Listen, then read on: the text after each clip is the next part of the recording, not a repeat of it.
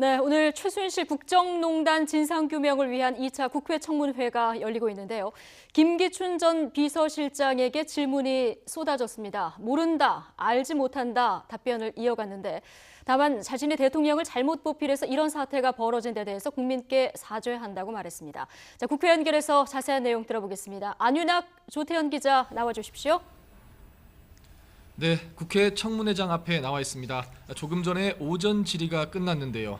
조태영 기자와 함께 오전에 나왔던 주요 발언 정리해 보도록 하겠습니다. 조 기자, 김기춘 전 비서실장, 한때 왕 실장으로 불릴 만큼 정권 실세 중에 실세로 꼽혔는데요. 오늘은 본인이 대통령을 잘못 보필해서 이런 사태가 벌어졌다, 이렇게 대국민 사과를 했죠.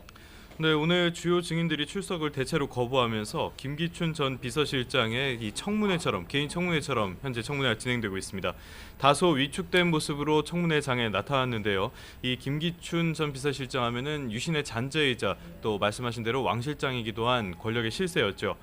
오늘은 대국민 사과를 했습니다. 대통령을 제대로 보필하지 못해서 오늘날에 이런 사태가 된 데 대해 참으로 부끄럽고 죄송하게 생각한다면서 이렇게 여러 차례 사과를 하긴 했습니다만 전반적인 의혹에 대해서는 대부분 부인하는 모습을 보였습니다. 어제 일부 언론에서도 보도가 된 내용이죠. 세월호 참사 당일에 박 대통령이 청와대에서 머리를 손질하는데 90분을 소비했다, 이런 의혹이 제기됐는데요. 여기에 대해 김 전 실장은 잘 모른다, 대통령이 청와대에만 있었다고 말했는데 어떻게 이걸 모를 수가 있는지.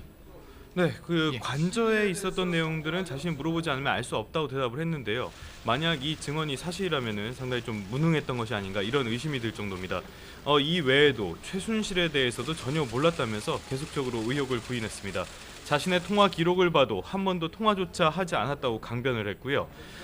그리고 차은택에 대해서도 모른다고 했다가 김기춘을 만났다고 차은택 씨가 이제 자백을 하자 마지못해서 인정을 했었는데 오늘 역시 단순히 대통령의 지시로 만났을 뿐이고 최순실의 소개는 아니었다고 강변하는 모습을 보였습니다. 네, 고 김영한 전 민정수석의 비망록에 나온 내용이긴 한데요. 김 전 실장이 2014년 12월 19일 헌재의 통합진보당 해상 결정 이틀 전에, 그러니까 이미 17일에 판결 요지를 받아봤다, 헌재가 미리 김 전 실장에게 판결 내용을 알려준 것 아니냐는 의혹도 있었는데요. 김 전 실장은 여기에 대해서 부인을 했죠.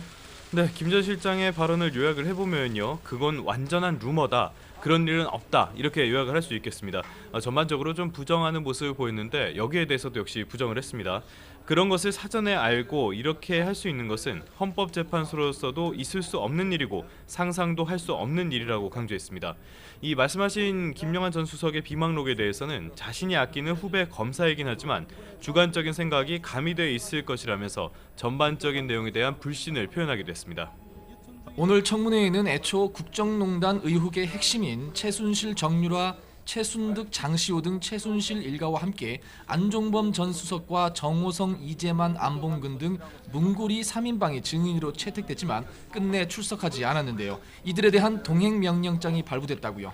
네, 그렇습니다. 오전에 이제 회의에 앞서서 본격적인 청문회에 앞서서 동행명령장 발부의 건을 의결부터 했습니다. 불출석 승인 오늘 11명입니다. 이들에 대한 동행명령을 발부를 했는데요. 대표적으로 우병우, 또 우병우의 장모인 김장자, 최순실, 장시호, 최순득 같은 최순실 일가들이 다들 포함됐습니다. 다만 외국에 있는 정유라, 장승호, 이성환 등은 이번에 동행명령장 발부에서 빠졌습니다. 일단 오늘 2시까지 동행명령을 내렸는데요. 국회 증언감정법을 좀 참고를 해보면은 동행명령을 거부한 증인은 5년 이하의 징역에 처하도록 규정돼 있습니다. 다만 여기서 또 한계점이 좀 있다고도 볼 수 있는데 지금까지 이 국회 동행명령에 불응해서 처벌받은 경우는 없었습니다. 또 오늘 회의에서는 세월호 7시간 규명을 위해서 정성주 미용사 등 어제 머리를 했다는 의혹이 나온 미용사죠. 이 추가 증인 요청이 있었고요. 김성태 위원장이 간사 협의를 통해서 증인 채택이 되도록 노력하겠다고 이야기를 했습니다. 네, 오늘 청문회에 출석한 김기춘 전 실장은 몸이 좋지 않지만 국회가 부르는 것은 국민이 부르는 것이라고 생각해서 나왔다고 말했습니다.